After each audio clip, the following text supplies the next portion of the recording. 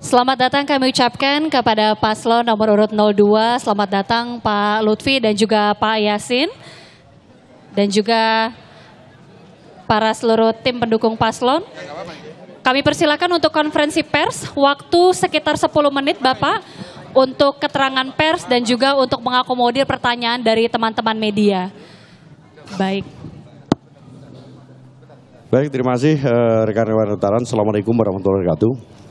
Hari ini adalah tahapan debat yang terakhir, artinya kontestasi kita sudah berjalan. Saya yang pertama mengucapkan terima kasih kepada teman-teman dari tim sukses, termasuk Parpol yang telah hadir di tengah-tengah kita. Prinsip debat kali ini adalah merupakan penyampaian visi misi yang nanti kita kembalikan kepada masyarakat. Karena apa? Apapun bentuknya, setelah kontestasi maka datanglah namanya rekonsiliasi. Jadi saya dengan pasangan 01 tetap mempunyai persahabatan bahwa inilah demokrasi. Perbedaan itu bukan musuh, tetapi perbedaan adalah rahmat. Untuk apa? Untuk kebaikan kita semua, yaitu masyarakat Jawa Tengah. Prinsip kemenangan nanti adalah kemenangan rakyat Jawa Tengah. Dan kami dengan Gus Yassin hanya minta doa kiranya kami bisa bermanfaat bagi masyarakat Jawa Tengah. Dan kami siap mengabdi untuk masyarakat yang akan datang. Oke? Ada yang tanyakan? Silakan. Oke. Boleh Mas yang di ujung sana? Gus Yassin ada yang nyampaikan? Oh gantian ya. Boleh nambahin? Silakan Pak. Ya. Jadi tadi sampaikan oleh Mas Lutfi pada debat terakhir ini adalah bagian dari ikhtiar memastikan, meyakinkan masyarakat Jawa Tengah untuk memilih. Dan itu sudah kami lakukan semuanya. Yang terakhir kita serahkan kepada Allah Subhanahu wa Ta'ala yang menentukan takdir. Semoga kami mendapatkan ridho dan bermanfaat untuk masyarakat Jawa Tengah. Terima kasih. Ada yang tanyakan? Enggak, monggo. Terima kasih. Ya. Halo, cek. Halo, selamat malam Pak. Saya Kamran dari Republika Pak. Saya mau klarifikasi soal program Bapak tadi yang akan menyerap 3% penyandang disabilitas di BUMD. Ya. Itu berdasarkan Undang-Undang Nomor 8 Tahun 2016 kan Pak, memang itu sudah ada aturannya Pak. Ya. Bahwa BUMD atau BUMN itu minimal 2% menyerap penyandang disabilitas. Ya. Nah itu berarti seperti apa Pak upaya untuk menyerap tenaga kerja penyandang disabilitas ini? Kedua Pak, petang tadi Bawaslu RI mengumumkan bahwa video dukungan Pak Prabowo untuk Pak Lutfi itu tidak melanggar aturan. Kemudian tanggal 18 atau tanggal 16 itu Pak Lutfi katanya dipanggil juga ke Bawaslu RI untuk dimintai keterangan. Nah, mungkin bisa dielaborasi Pak soal keputusan Bawaslu dan yang pertama dengan Bawaslu saya belum pernah dipanggil. Yang kedua kita serahkan kepada koridor hukum yang berlaku. Itu yang pertama. Kemudian yang kedua terkait dengan 3%, kita akan maksimalkan 2% memang ketentuannya. Kalau kita tidak 3%, kenapa tidak? Dengan cara apa? Kita efektifkan dengan cara sertifikasi kepada anak-anak disabilitas. Kalau dia lebih profesional dan mampu untuk mengikuti, kalau perlu 5% nggak apa-apa. Dia mengikuti dari perkembangan birokrasi. BUMD kita sanggup, kenapa tidak? Dan apalagi dia anak-anak disabilitas kita mempunyai sertifikat terkait dengan keahlian yang dia punyai. Sehingga kesamaan itu sama dengan masyarakat lain, akan lebih bagus. Jadi pada dasarnya kita lahir itu adalah keadaan yang sama, sehingga tidak boleh kita beda-bedakan. Itu intinya. Oke, yang lain? Oke, yang lain silakan Mas. Boleh dibantu untuk diserahkan mikrofonnya? Oke. Selamat malam Pak Lutfi, Gus Yassin, saya Angga dari Detikom Pak. Tadi pengen nanya soal, tadi Bapak optimis target untuk bikin Jateng itu zero bullying Pak. Nah itu boleh guys tahu nggak Pak? Bagaimana upayanya untuk mencapai target tersebut? Sebenarnya itu aja sih Pak. Terima kasih Pak. Yang pertama, sejak saya menjadi Kapolda itu sudah saya lakukan. Jadi PKS di seluruh Jawa Tengah saya kumpulin di halaman Polda.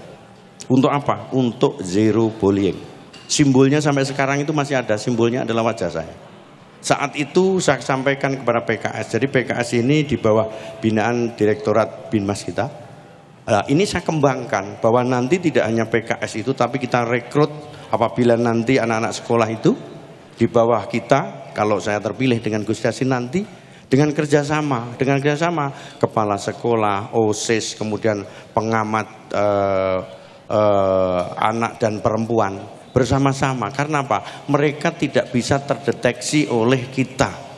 Sehingga apa? kompetensi masyarakat kita lakukan. Jadi PKS kita itu yang mengatur anak-anak dengan OSIS itu menjadi pligger contoh mengawasi adik-adiknya di kelas.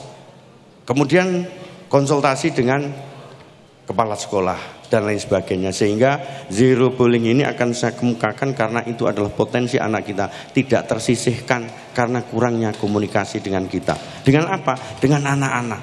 Jadi kita munculkan dari anak untuk anak, baru kita tingkatkan kepada pengawas BP-nya, kemudian pengamat anak dan perempuan dan lain sebagainya. Sehingga ke depan saya yakin kita mampu untuk melaksanakan itu, toh dulu pernah kita laksanakan. Oke? Mungkin yang lain? Pertanyaan selanjutnya. Gus Yassin, Assalamualaikum. Musik Sunan Kalijogo Ilir-Ilir ke depan akan didaftarkan ke UNESCO. Kenapa sampai harus begitu, Gus? Yang pertama. Yang kedua, Gus, rencana ke depan akan menggelar event mancing internasional di Jawa Tengah. Itu gimana detailnya? Matur nuwun. Ya, terima kasih. Bahwa memang Lir-Ilir ini adalah sebuah kebudayaan yang dimiliki oleh pemerintah Indonesia, khususnya di Jawa Tengah. Kita tahu bahwa kita perlu melindungi kebudayaan kita supaya tidak diambil oleh negara lain. Maka perlu kita dorong, kita rekomendasikan bahwa Lir-Ilir itu menjadi kebudayaan di Jawa Tengah lewat UNESCO. Yang kedua, program mancing. Ini kami tahu bahwa potensi yang ada di Jawa Tengah termasuk sebenarnya sudah ada di Karimun Jawa.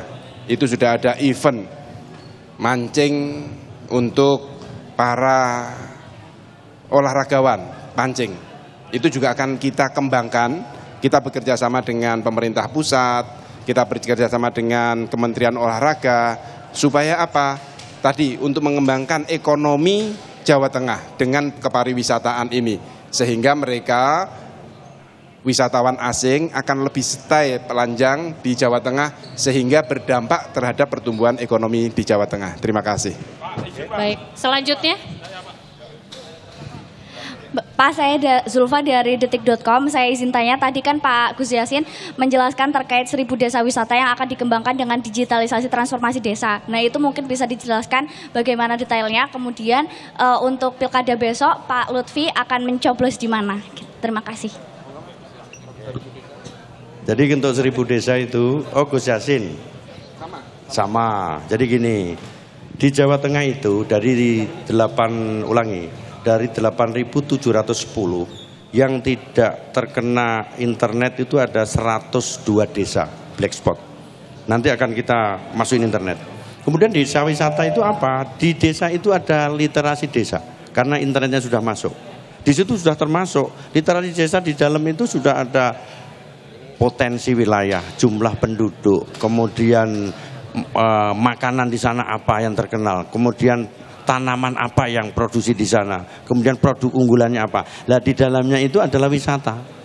Jadi seluruh desa-desa ini dari 8.710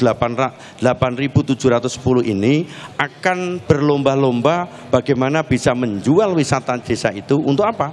Untuk income daripada desa itu sendiri. Sehingga kalau desa-desa dari infrastrukturnya kita perbaiki, kemudian makanannya, adatnya kita perbaiki, kemudian perilaku adat desa itu kita perbaiki, secara tidak langsung ekonomi desa itu akan berkembang dengan adanya literasi yang kita miliki. Tidak hanya wisata, di situ produk unggulan juga bisa, kemudian untuk kegiatan-kegiatan masyarakat yang sifatnya petani milenial.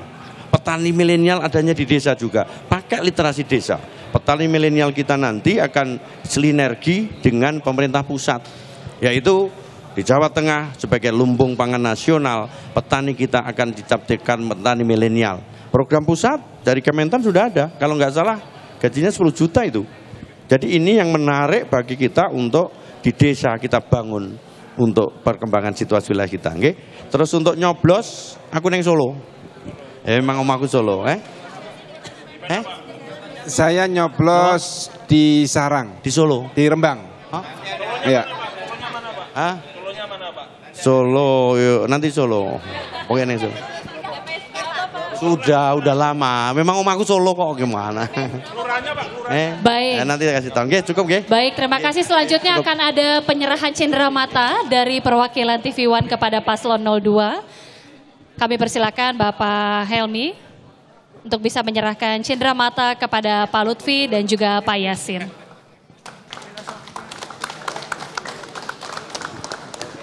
Pak Helmi boleh di sini, lihat kamera. Boleh lihat kamera. Ya, jangan difoto. Oke, 5, 4, 3, 2, 1. Oke, terima kasih semua. Terima kasih sekali lagi kami ucapkan kepada Paslon 02. Kami persilakan untuk bisa kembali. Terima kasih untuk teman-teman media. Terima kasih.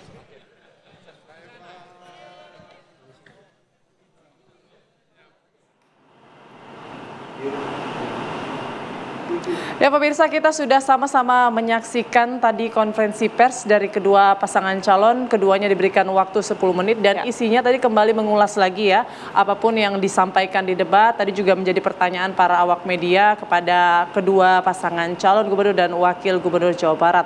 Nah nanti di segmen selanjutnya saya juga mau meminta, maksud saya di pemilihan gubernur dan wakil gubernur Jawa Tengah. Nah, di segmen selanjutnya nanti juga saya akan mengulas lagi kira-kira penilaian. Kalau tadi kan penilaian Pak NHS soal debatnya. Bagaimana dengan penampilan para calon ini di konferensi ataupun konferensi pers yang tadi baru kita saksikan bersama. Tapi usai jeda berikut kami akan kembali sesaat lagi.